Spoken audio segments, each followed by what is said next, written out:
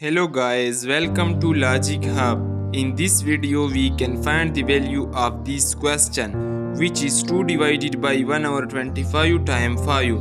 So how can we find? If you are talented, then before watching the video, comment of this question. But if you are student and do not know about this type of question, then don't worry. In this video I can solve this question step by step.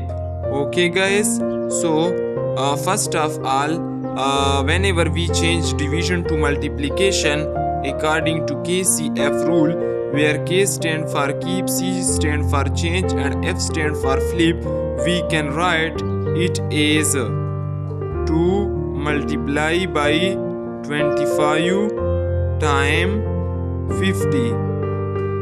This is due to KCF rule, because KCF rule state that whenever you change division to multiplication, the numerator is changed to denominator and denominator is changed to numerator.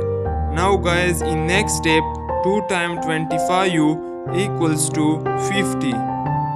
Okay, time 50. Now here 50 times 50 equals to 2500. Guys, this is the final answer of this question. If anywhere you can face an issue, then comment, I will reply your answer, and kindly subscribe to my channel.